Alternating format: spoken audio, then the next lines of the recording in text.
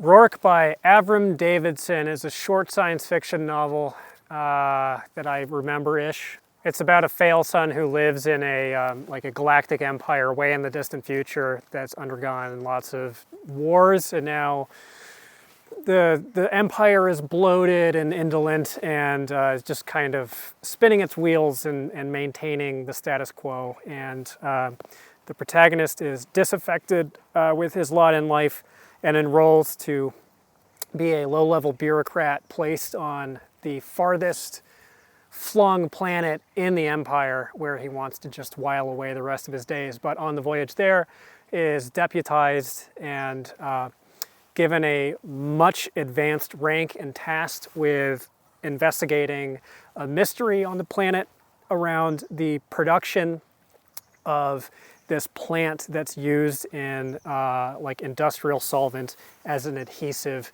in the manufacturing process of like medical supplies or something. It's a pretty workmanlike novel. It's really nothing all that special. Davidson is a pretty good writer. I don't class this along with books that I really truly love. I kind of like it. It's a little bit like Word for World is Forest. And outside of that, I don't have a ton to say about it other than that it was a little too languid, I think, a little too meandering, despite the fact that it was short. This is what I remember from it. I remember thinking that the writing was pretty good, but that the main attraction here is just world building, and there's not a whole lot else going on behind the scenes with it. Other people tell me that Davidson is a better short story writer than novelist. I still want to give him a couple more chances. Not that I really disliked it, because he is kind of this outsider figure in the new wave. Like, he's a celebrated sort of cult author, and I like those kinds of authors, so I'll circle back to him at some point. I give this like a 7 out of 10.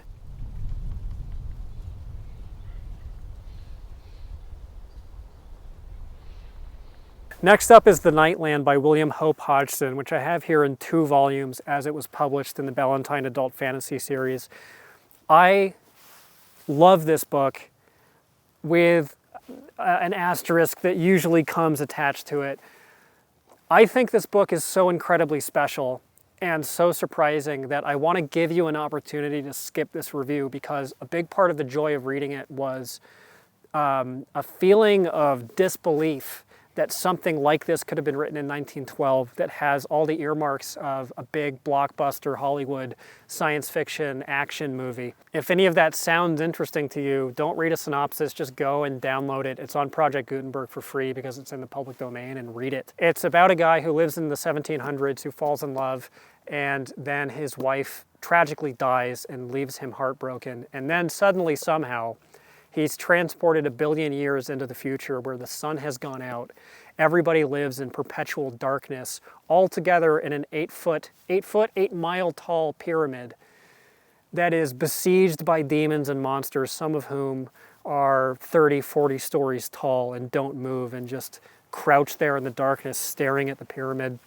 They wear suits of armor and wield a weapon called a discos, the humans do. That's like a chainsaw pike that shoots fire when it's used. The protagonist, who now remembers his life in the 1700s as a dream, is uniquely gifted with psychic talents and uses them to make contact with someone distant out in the darkness who might be the resurrection of his wife. It's some of the best, coolest, richest world building I've ever read. If it were published now, I would say that it was a little bit cringy, on-the-nose fan fiction homage to maybe like Shadow of the Torturer or Dying Earth or Doom. It's kind of a weird mixture of all of those things. It's also written in a purposefully archaic, pseudo-medieval, pseudo-Middle English kind of language. And I think that turns a lot of people off, and at parts it turned me off as well, but it's kind of an adjustment. If you can make that adjustment, and also if you can tolerate a long section of it that gets really repetitive and redundant and boring, in the kind of back half of it, if you can make it through that section to the ending, it's one of the most impressive pieces of genre fiction that I've read. And it also gets accused of being too simplistic in its themes. I think that it's meant to be a piece of chivalric romance. It's literally a knight in shining armor going after a damsel in distress. So you're not going to get anything like Proustian from it. It does get really dull and really, really, really repetitive. Don't let that scare you off of it, though. There's one other major flaw that I forgot to mention when shooting the original video, which is that the gender norms in it are truly archaic. Actually, I just realized the lighting is off here for consistency's sake. Here, is this better?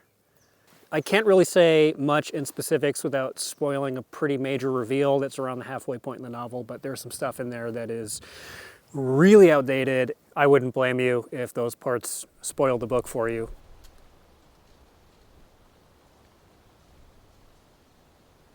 Then I read House on the Borderlands, also by Hodgson, same author as Nightland, and this is his more famous work. This is a little novella that is a proto-science fiction, horror, weird fiction, cosmic horror story that feels a bit like Lovecraft. Apparently Lovecraft did not actually read Hodgson until later in his career. I prefer Hodgson to Lovecraft for a bunch of reasons. One of them is that I remember scenes and images from both of these works quite vividly, and I remember next to nothing from Lovecraft. This was published in 1907, and again, I get a little bit of that same feeling of like almost uncanny valley of this feels like something that was written maybe in like the 1950s, because this established a lot of tropes that are now pretty cliche. Most obviously being the trope of a like survival horror scenario where someone's trapped in a house and there are marauding monsters outside. It's about two fishermen who go on a trip to the west coast of Ireland. I think it's supposed to take place in Galway. And they find this property out in the countryside that's in disrepair and stumble upon a musty old tome that happens to be the diary of the guy that lived in the house. The diary composes most of the body of the text. That frame narrative is kind of no consequence, and the main story follows this guy in first-person perspective finding a big chasm on his property, from which emerge these pallid, horrible, white, like milky white pig men who try to break into his house that he lives in with his sister. And there's some interesting psychological horror that goes on that's a little bit subtle, where from the sister's perspective, it seems like it's not clear if the protagonist is hallucinating and has gone insane and has held her captive because he won't let her leave for fear for her life from the pigmen. So I think that's kind of left ambiguous. And then it segues into this seemingly totally different story about him becoming disembodied and going on this celestial voyage, kind of like Star Maker by Stapleton, where he is transported to this facsimile of his own house that's made of jade and surrounded by this big circular desert that's ringed with mountains. And there are these huge visages of ancient gods and goddesses ringing around the valley and staring silently at the house, another motif that's shared with Nightland.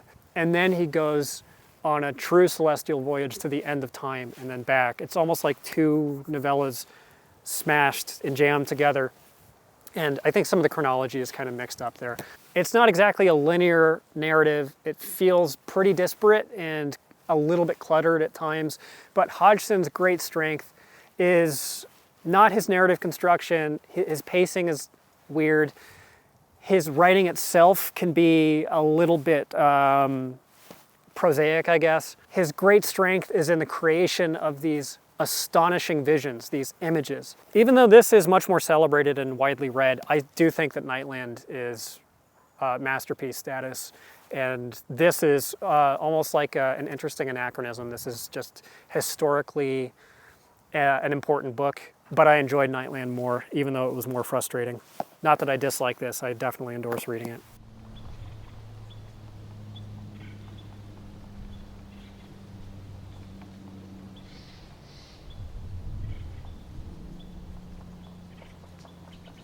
And then finally is Knight's Master by Tanith. I went on a little fantasy run here, or science fantasy run, arguably. This is pure fantasy, this is high fantasy that I understood to be derived directly from The Dying Earth, Tales of the Dying Earth by Jack Vance, which is one of my favorite science fiction or fantasy or science fantasy series ever.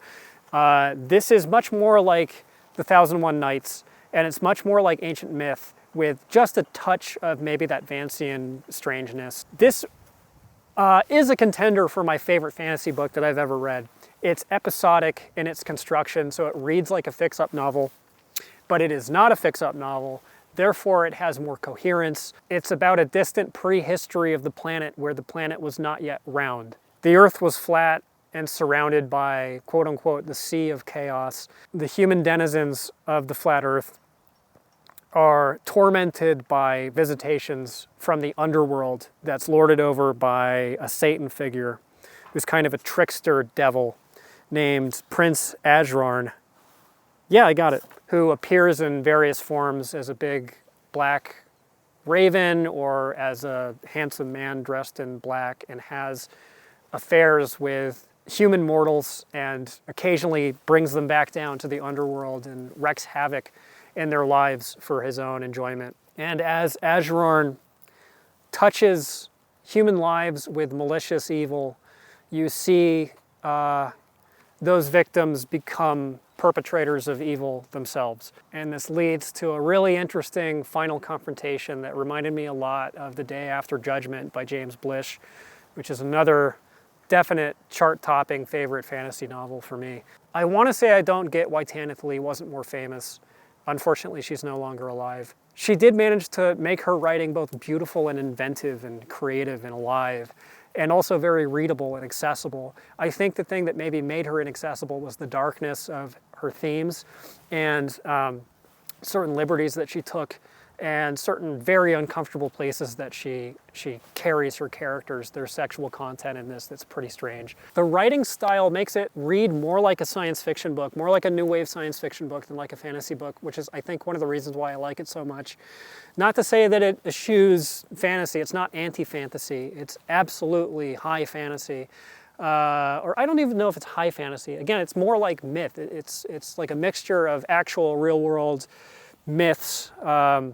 I think from the Greek tradition, like there is a treatment of Narcissus in this. There's also Christian mythology, or I should say Abrahamic mythology. There's a retelling of the Garden of Eden story. I just love Tanith Lee, and I have really nothing critical to say about her. A lot of the more obscure authors that I read, I question if they would have a lot of mainstream appeal. Someone like Barry Malzberg, I don't think is for everyone. Someone like Annika Vaughn, or Joanna Russ, I don't think that these people are for everyone. Tanith Lee, I think, is pretty much for everyone. And that's not a dig at her. I think that's one of her great talents, is to be able to write really accessible fiction that is also fiction at the highest level. This is some of the finest genre fiction writing that I've ever read. I just read a Malzberg book. The review is going to be up on Patreon. I review every single book that I read in long form on Patreon. It's $5 a month. I have hours of content up there now, and I'm pretty proud of it, and people really seem to like it. So if you resonate with this, consider joining up. The link is in the description. I also got recognized on the street. Hello, if you're out there, shoot me a DM on Instagram or something. I like having local friends. Also, pretty big news. I'm planning on shooting my top 15 update video sometime next week. Get ready to be indignant.